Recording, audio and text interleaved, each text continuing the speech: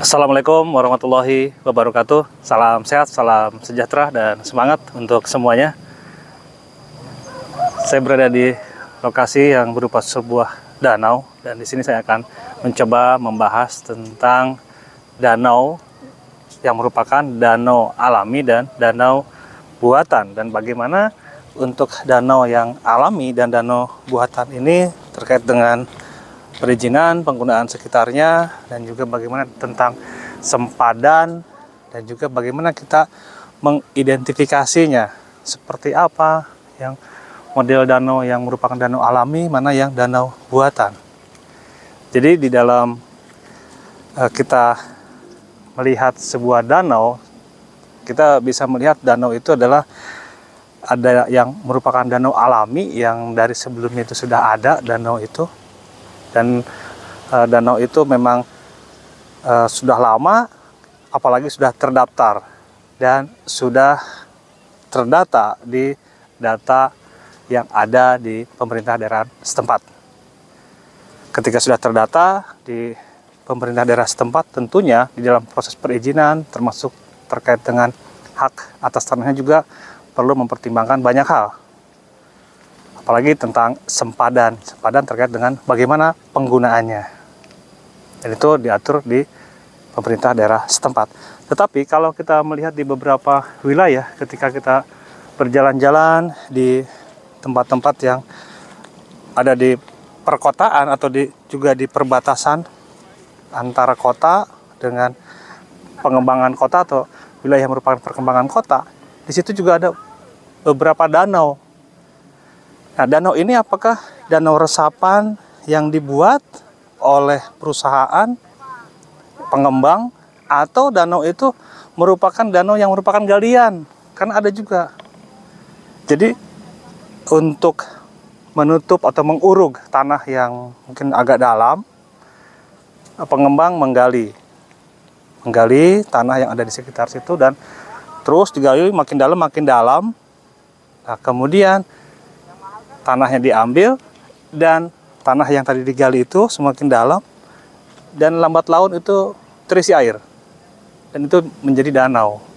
Nah, ini danaunya danau yang tidak disengaja, ada danau yang buatan, memang dibuat juga oleh pengembang untuk fasilitas umum. Nah, terkait hal ini kita bisa bedakan bagaimana tentang penggunaannya. Jadi di dalam penggunaannya ini kita juga perlu melihat hal mana saja yang diperbolehkan, mana yang tidak.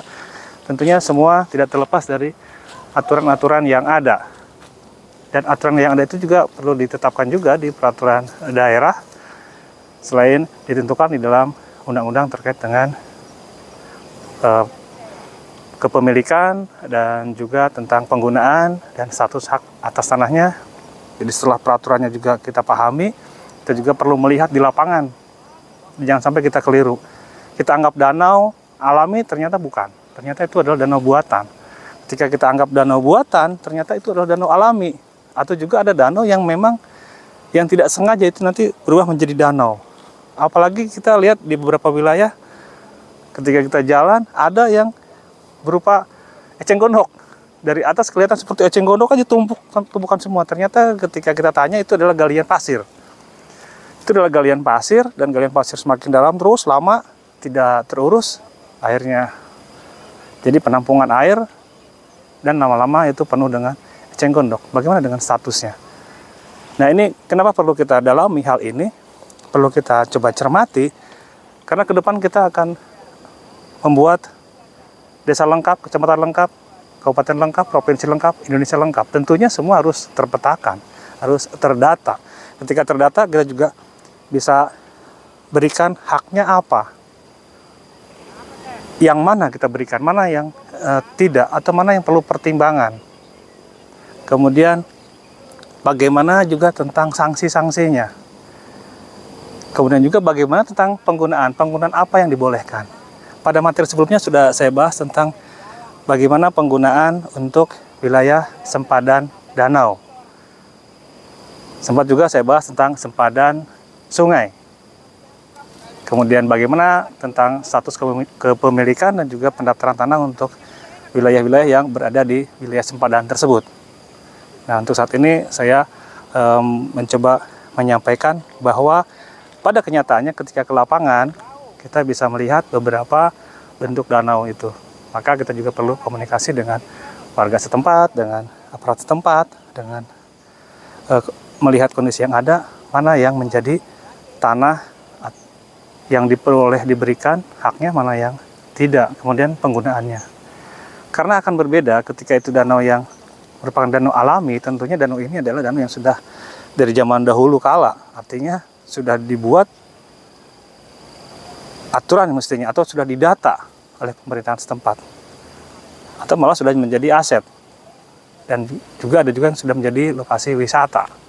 Nah, tetapi ketika itu adalah yang buatan, nah yang buatan ini, apakah buatannya memang itu adalah untuk lokasi tempat wisata, atau itu adalah memang dibuat sebagai fasilitas umum oleh pengembang. Dan ada juga yang tadi yang saya anggap tidak disengaja awalnya, karena proses penggalian yang terlalu dalam, terlalu lama, lama-lama penuh airnya, dan itu berubah menjadi danau. Nah, di sini ada sebuah danau, kita bisa lihat di sana ada yang sedang menjaring ikan. Kebetulan danau ini sedang surut, si danau ini penuh, ini sedang surut. Jadi mereka bisa ke tengah danau dan mengambil jaringnya, kemudian dia menjala ikan di sini. Ini ramai sekali di sini. Artinya di sini juga ada penghidupan masyarakat juga di sini. Tempat mereka mencari ikan juga di sini. Tapi ada juga di sebelah ujung sana yang memang itu adalah galian. Jadi untuk yang galian, karena itu adalah awalnya punya pengembang, mungkin kita perlu jelaskan juga itu adalah pengembang. Nah, perlu ada batas yang mana. Karena bisa jadi ada keterkaitan dan bisa jadi terhubung itu antara danau yang asli dengan danau yang buatan, atau danau yang tidak sengaja tadi, karena digali lama-lama nyambung. Nah, ini batasnya harus jelas. Belum lagi tentang rawa. Tentang rawa juga kita perlu cek juga. Karena kita kadang suka bingung, ini danau atau asli, atau danau yang memang terjadi begitu saja, atau hasil galian. Karena tidak begitu lama ternyata diuruk. Kita lewat lagi ternyata itu sudah dibangun. Nah, artinya kok tadinya danau. Ternyata ketika kita coba pelajari, kita cek, oh ada perbedaan. Dan ternyata itu adalah danau yang terjadi ketika sudah digali, lama-lama terisi air dan kemudian menjadi rawa, dan rawa itu lama-lama dikeringkan, dan ketika diperlukan, mungkin pengembang yang baru punya anggaran, punya dana, dipadatkan dan dibangunlah perumahan di situ. Ini terjadi di wilayah-wilayah yang termasuk wilayah pengembangan kota, termasuk juga untuk pembangunan rumah-rumah untuk kebutuhan di masyarakat sekitarnya. Terima kasih atas perhatiannya. Assalamualaikum warahmatullahi wabarakatuh.